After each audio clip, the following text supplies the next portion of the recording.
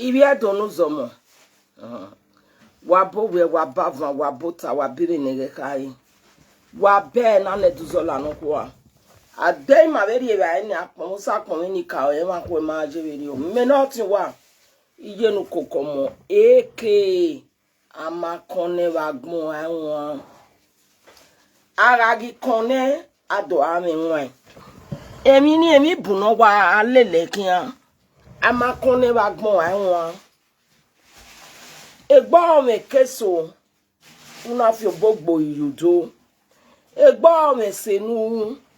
Egba me manuze wesena do gbo bayi. Da de mi o yakian. Egba me kinuga ado.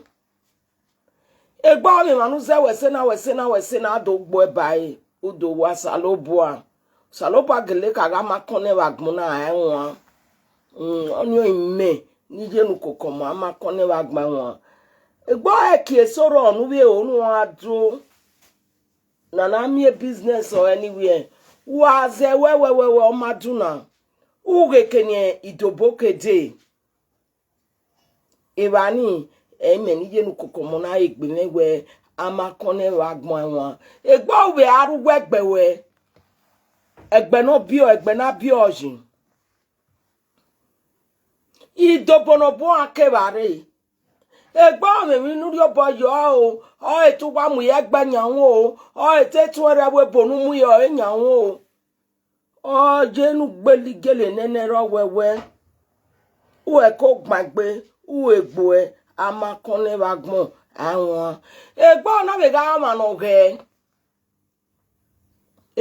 we say daddy ko daddy we say o egba na be ga ma no ge waze gege wem la gume lagwa come na yake amakone wagbon awon da de mi no buno sunu egba ga wa we ae oma wa gbala mori wa tori kian o meke no ata se dopa ni kai wa arrest we wa ladian wa makone wagbon awon igi setting do na emi bun ni meni Iyenukokomon mi e wagbon o si na igbeme amakone wagbon won Iyedo no zomo wabo wabava wabota wabe na neduzola no kwa maya yi marokpa eri ba owie na Frank Victor kakebe Let's Love TV wa ivado gugwan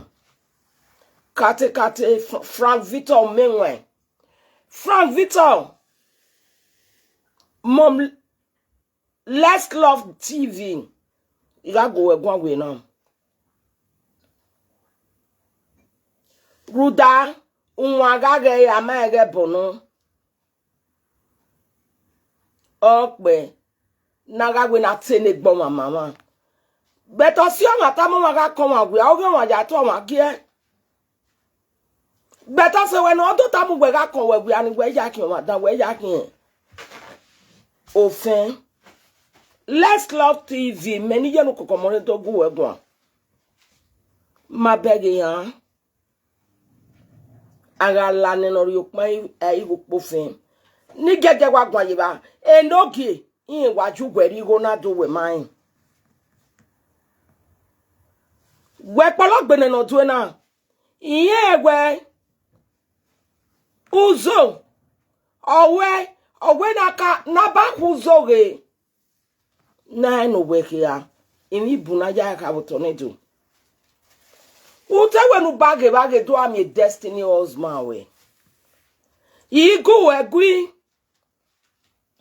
ege mama na area we bi kale go egui ne meno Iyenukokomon emo ya fefe emo no wekenije no dieme o ije me no ra me no ni diene emo ya omo no wekenije awa ka go mo wo ko na wa gbe wa ra na gi ehin wa iwe gwagwan no weri e lawa obono ya gbo ye wa ya ri e lawa Let's Love TV lawa ewe o ma mi ruan imi ruan ra no roa ire ma ka gu jagu ne ku do ya mo bogbo gi ame ima pa ma ivari egwa sagwa lokun ne do amanu selu ama iraje imade bias in one no zibu kai o si eni na iga mi ja we fe ma we mi ni na re gbajo na wo ma wo because if no ri ape awa o wete doni ogwo igwa re mi ogwa le de Nigeria no ohun yen ti do na me wa goda fun me wo na mo ko no wo we eni nu ko ja re ni ipe ami ji ba e we bo ari ko ni ma enegbe e o wete doni because any time oton o ja me ri gbajo we obi je me na da na won bo won we en we la de video do atana wa ge no je ya mu je no ma gbe ya ti je no ma jo da won we bo no re won to ni awu emi mi ja we oni ogwo gbe no ni atu onu ebo ka maka mi o to do e ma je be ti e ka ko gwo maton ka ko gwo so gwo van ka ko via e gbuda okwa e onu ebo ni ma me o do ne do ni ka oji majo onu ogonu chango ebi Yoruba no olokun ebu obo ebi Yoruba no we jo ma we ro ma ga bi won na ye gbe mi yakin e ma mi water ebi Yoruba no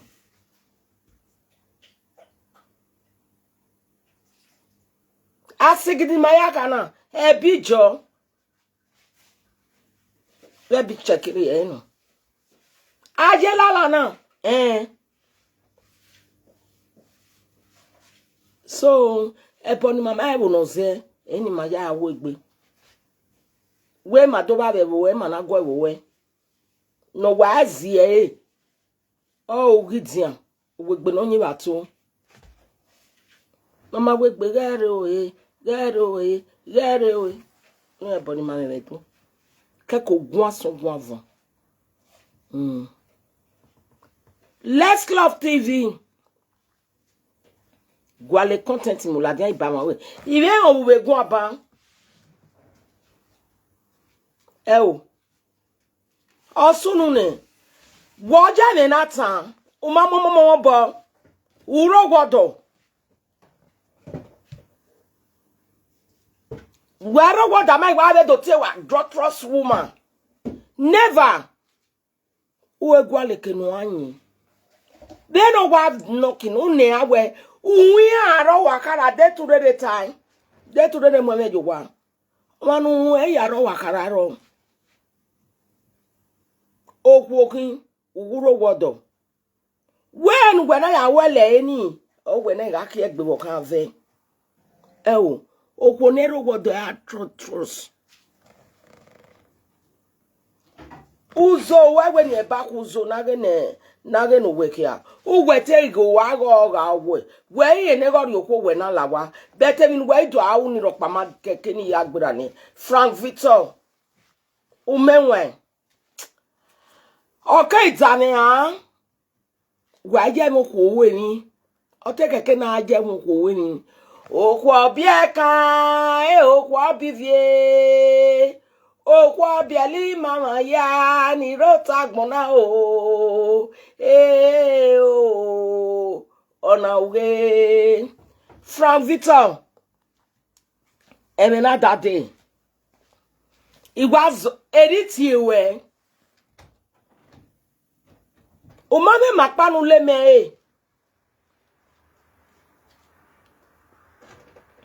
editi ewe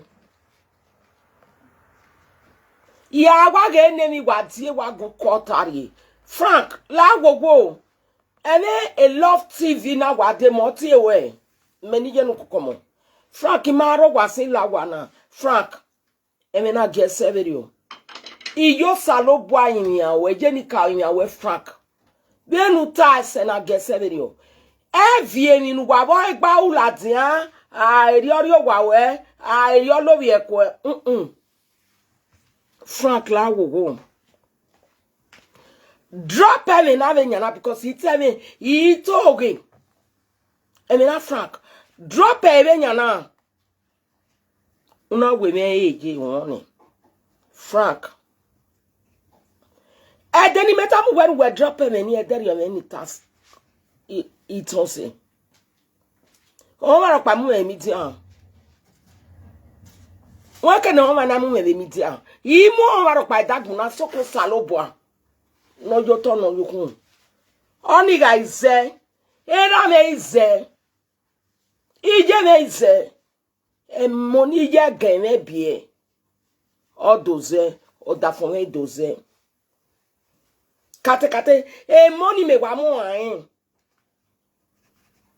Oyin le mu egbe. O agi age ma obi agbon. Adomi ya adofie gbogbo yudo. Odo kini mo na doze no we gbe mami. Ya ju pe va ki egbe yi ki egbe fo. Da ma ze no we gbe mo won ni ra me ye me de. O mu ma be ze won ni me. Egbe mo ni biari na ya biari abi. Frank na wo egbe ze ni. Ina le do audio. Frank na wo egbe ze ni. Ega no wa botene. Iyon ge susu na ade. No water no tamame. Now we are what call it Susie. I drop him in. But not bugger dog if you say. Eh, no dread. Near come away, no drop him. Why, wait to him and only when man out of bow ladia. Oh! A boy called love your view double palm. Even walk by my media. I'm actually well now. Wada son wa jere back da la media. Ina gwa kon. Iwo di owe ya. We ya ye. Call you we ya. Eto amun man na gba o la dia. Wa gba ma woni wa sha won akin. E man wa do gbe ni je lunu bi ero. Ni amwe pedeje onu no ni rabi je un ne ro wonu layin ni rabi je ni aluje ni ale munu pedeji jonu ije na do ama bi ona lu no bi o ero ya do wo ni pagbon yakin wa ma ibe woni wa ka wo sagbon ya on kin wa ya ni de mi ti ana abagbon ahun ni ro ohun ne ro wonu layin akawo sa ami o ne wo sa. So, then the Binia Dion Sanyo ye wosa. Get to no darina. Away was sunny. I mean, I never saw. No mammy popo wa gioje. No mammy do bomb a team. Why may they want it? Why were ye o jekia? Then a yali sena. I'm your jekia. Nothing. Franco oteme. Aga nu gwe mana eri okwo. We ta sere of media na oguri okwo no gbegbe aga. Ugu eri okwo no be mu face laja me. Uwe le lokwo no laja me social media. Uwe discipline man hu. Ameke ni rie omo ni na gie. Emi. Ikwo no tie me na de na ade agbara 15 Ido ye me na vo. Ma pe aya ni gire mi dian. Ede maniko. Maniko ke si we. Ama siwo asi ewe. Ama wi mani magun. Beto wi pe anure mi dia wa ya dogo gona. Ope o, e go tenege. Social media president e ke gbina ye na, e ke guje me na. Wi choma gba. Oni na wi egwe o wiere. Oni egwe ama kon ne ba gba won. Oni na yewe. O tele gatiti ina be sun agwa egujo. Me ma de to travel ni ka no mo egbe na gatiti. Ma iwe mi e nya na de. Oni egwe ama kon ne ba gba won. Abi video. Victor. Ikwo ya we musa gogbo ya. Ido tama we dene na. Itie wotene, itie wo money. Imi aje. Iwe ni ari last chance no. Ikpe ake egbewo wa Victor. Ikwo ki egbewo wa Victor. Iye kavi ima egu egun ate. Enwa iya kogu egun. Uga gele egu wene Victor menwa. Gwa ami okpa na ati gugwan.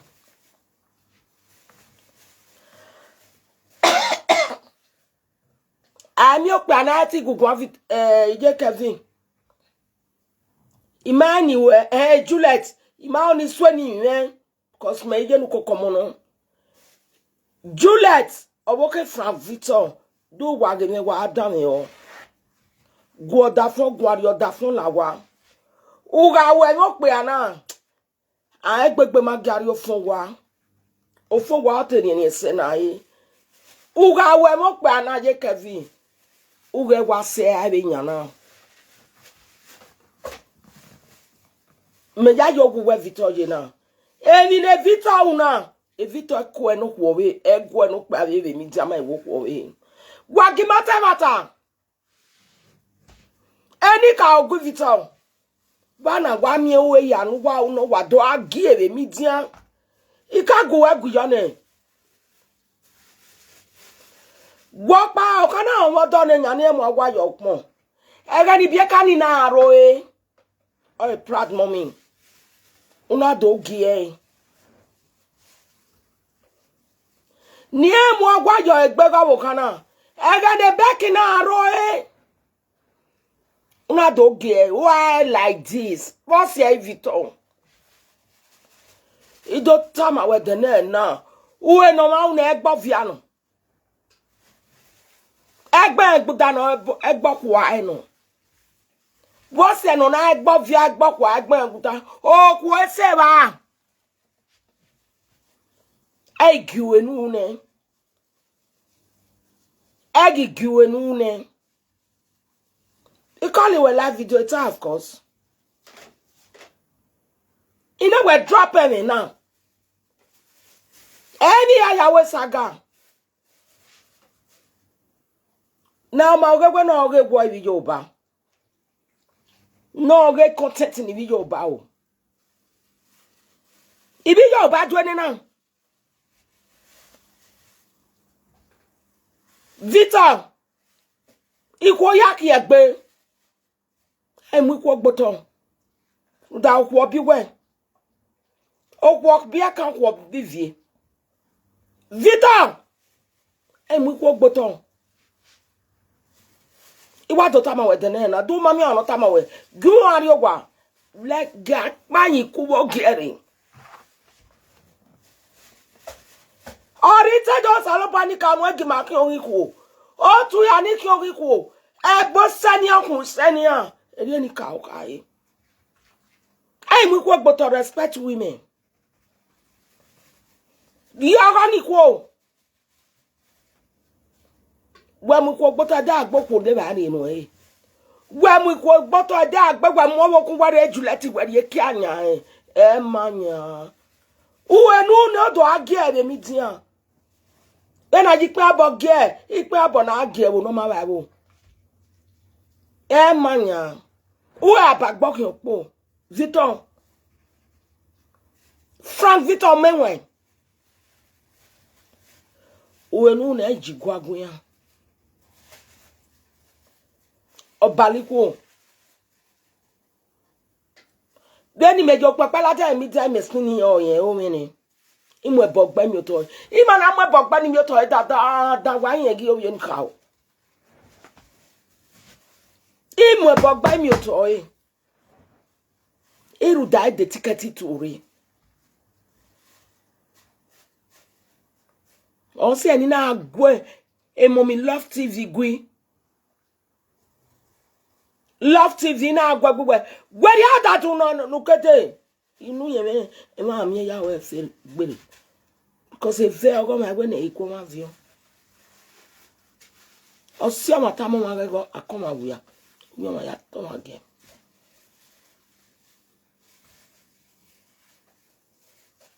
o no ka mi ni wi ye ro akawo sa ati me yi bene na mi e o sani ya e o no ka mi ni wi ye ro gbo te ma sawo usanojo kwa gbigbe aga so pa wolowo ze we gwa te ni ma oni mata wenu we wa zin ki aji neviton egbo we we po pa bai agi egbo fiano gere nu zunu je e loftive nu e ona ani ni ona yin onu o pe anu ku o pe ani me proposal no kan me but model ladies na yin na teme you take a picture ni joba you married do we saga serious case irena Victor ni sagi kwa amusago gbo e igwa imi a ije imi a eti ebo ni ku +1 me ni je Iyenukokomon gwale -1 emi nu ma ai giwi ku igbe ani ene gbe wa adam ene na wa ta ma be ma ta no o no ai giwi ku gori ku eno pe agi ebe no je o kauma o gevama o ge ama franco menwe ire do bu ode mare do saga we mare do tie bono bi je mi mare do tie bono bi e wo mi mare do tie bono ton mare do tie bono da fun wa Juliet Agbontai broda fonde Bwelde oni fiwo e Bwelde o enyo Bwelde mon Bwelde zebe we ni ya bo Victor Devijeke keke beni ya gwa mi jeke o ya me la da do o di una o kan na egwi ni bi o kan na kokon nike do ma ni ma enu igun ajo sunu ori agbari abe eri gbiku beti yan egbe uwe nu ne egigi e Juliet had no time saban wa be Victor ton egbe edena boyo ga adari abu agbe o agbon to me o to mi za bege bani o ka o ma o give ama o gi ama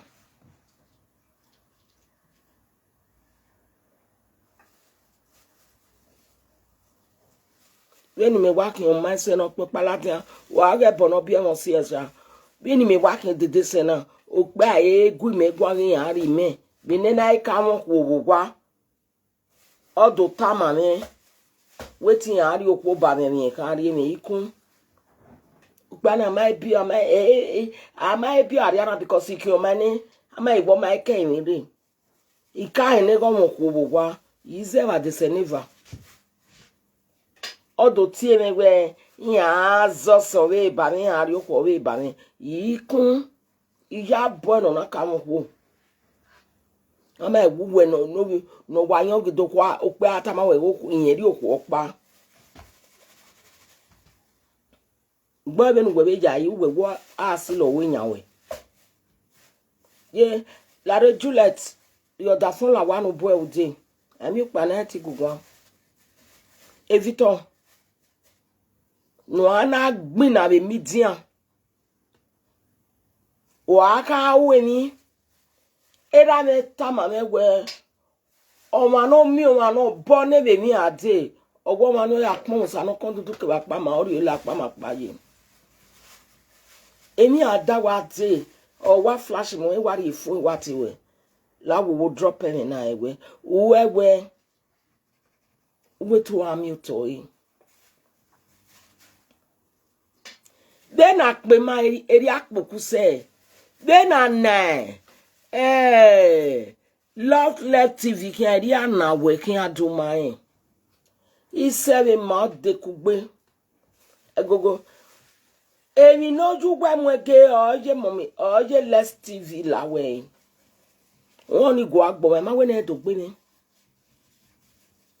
we ka gba we de to pe a Victor o se awe gbo itemi ami opa despa go ma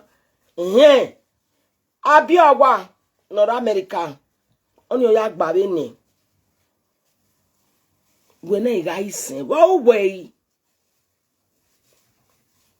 abi owa North America imamu awajo egbe proud mommy imamu awajo egbe Becky iye kevire wa we ategwa lo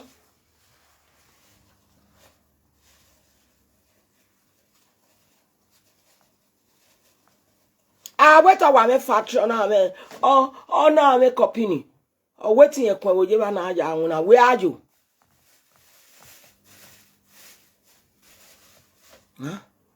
iya ze gbe mi ti agbe o awogi ahun no gbe kola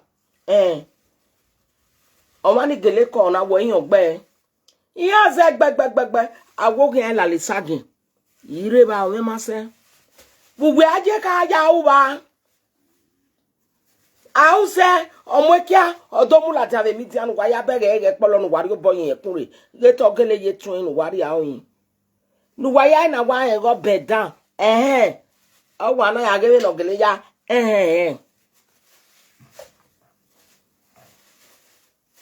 gele no watalo responsible woman gele no watalo Frank we no pe anu won ku just look at what you are vomiting in social media worldwide.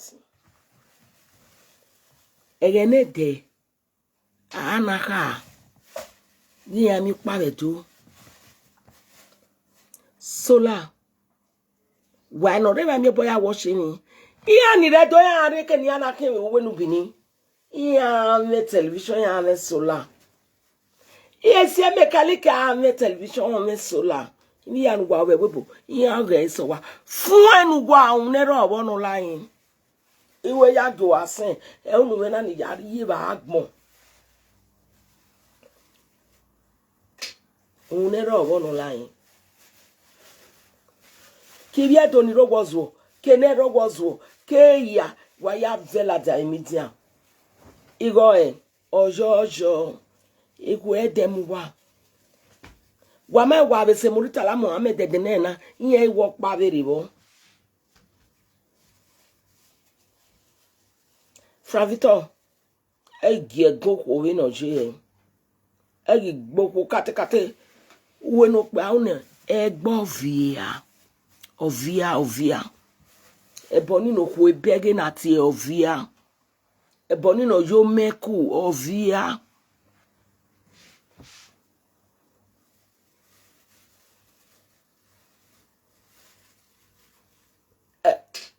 uwe no pa fie ki aye na egi ewe no je oni awo anu wi se mu tagbon egi gie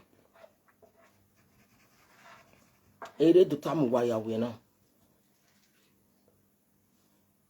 Let's Love TV wela wa we kun go ne Victor o we kun go ne no gi na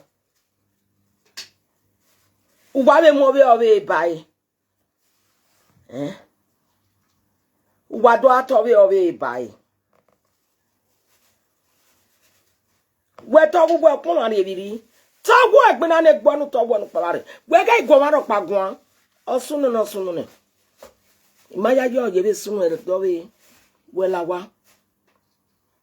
Enu we ga yu imanu ba owu gasen because yan bugun awoge no gegwe aga mi ja we fe. O te ask me ni we o wa boy ma me wa gba o. Oman we jinwe mo sino ke gberi o mo kono maya fe me depression ki make ya I me on any depression what agbo. But I guy kere. Gwale mi ao. Gwale content auria we wari ya yin nare. O ma ni ruwa ni ra no ro. Ni ya gogo no ro wodo. Ama igba be ko we ba mo pa wo so e o so adro trust ni ki ave media.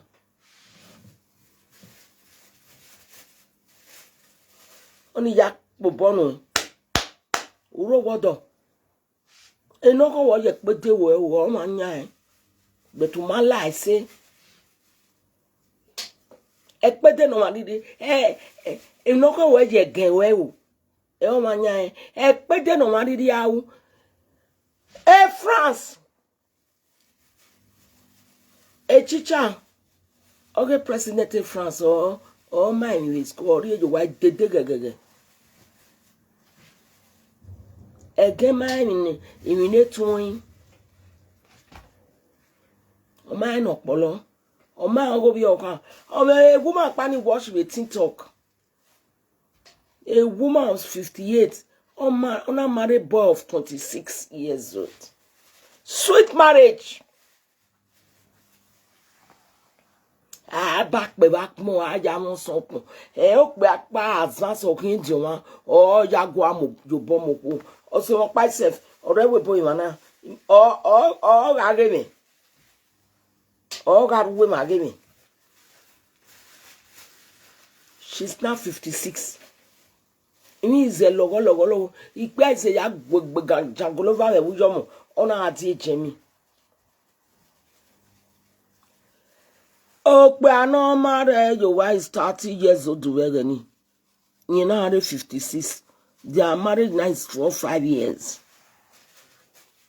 Yagi ya eva 30 years. Ye eva na do koko ma. Ya na do koko bowa.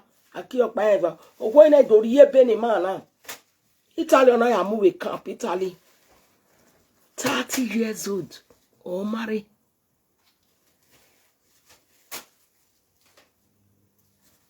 Oh, my way 30 years in or when you move your was so 30 years in again. A young man, so here go your bomb who said your man. So go a little one regulation in young boy any go along. What you're gonna go at your born? What you're gonna go on more than a more pets. Unu ya tamo se webu that is my wife. Kosuri ogoni gbo. Ki won mo bi o kan ni obi ari aru ogbo ori telephone ko lo pe obe. Iga agbagbo ka obi o kan ni agbo e fo gbo ina gbapu. Ajoko mo ko e won kan mi. Aga mo bi o kan ma David ya. Me ma mo bi o kan o. O ma David ya. Young men, ni ene gbenoro ya yo bomo ko ya moko we na mo. Then I'm with a princess, king.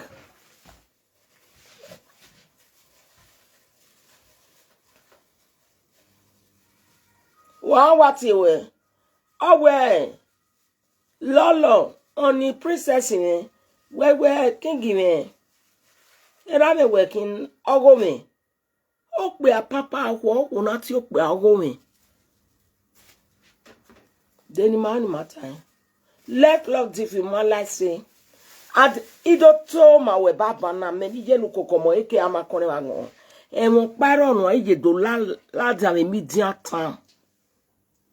No ije do la dia me media time na me we bo. O ma no ja weji is a fool. Because back aya gemi ya no day all is fake men wedo ga men wedo ja gune ku gbegi do temata e wa iba oge ni jaja abi o ga mi ja we film no ma pa ma eva ojo egu enen we ritana 0 egi no eno geju we ku igo na agbon aye mata from Victor umenwe we now ne agbe age ni no je ma mo na mo bogbe iwo o su ka unu salobo ka aji mari egbe mi wo iye kukugbe ya mo bogbo yan o mi rin u obo awo boni segbe na ebo ye run against yan ama iwi mana mo eje bi keze for example ma da mo giwa melo oru ewu mi o wa ebo mi nu wa mi na e fever wa mu nya me ya wa mi face mi ya go ye no ana kon wa la wa rebe ya fefe wa mo ipotore wo mi ma iwa gbe wa le ya ko da ba ne mi ni meti melu eran melu ebu oru ewu mi odigbe ina won oru ewu mi be yen do o ebo ni lo azeti fi egweri ejo won bo so eti fi egweri ejo won bo waja wa we ni no mari ni ai o ga ipipo no mari di ni o ni po e ta mo wa ni yala mi ja kere kere Frank Victor menwe we na o na agie emi di ana na mo nwe so la ja owo go ma no yana ka wewe pe dopo egan pa kian ina ti o wa we gan ni owo ma ni enwe ni na gwa ga owo ma ni bo sunu yin o wa ko ya do ta mo wa mi di ana o wa ko we wa gbo ma ni wa ga igbe ewu no ma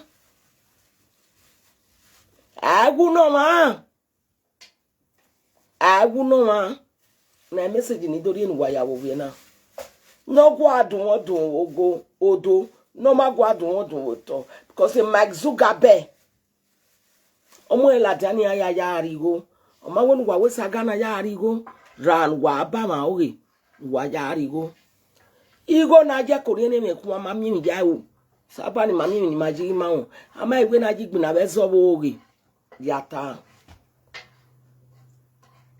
we wa ge go ko we ni ego ko wa je we wa gogo Victor wa mi e view e no ge wa we interview ninu ko o wa gogo yen wa mi e view wa e ko ibude jare o me no Iyenukokomon eke amakone wa gba won wa ya bezo edozo na ron kwa ge mana yege ize malive na ya alize kuma o fu ma gbe na gba mama ya gbe o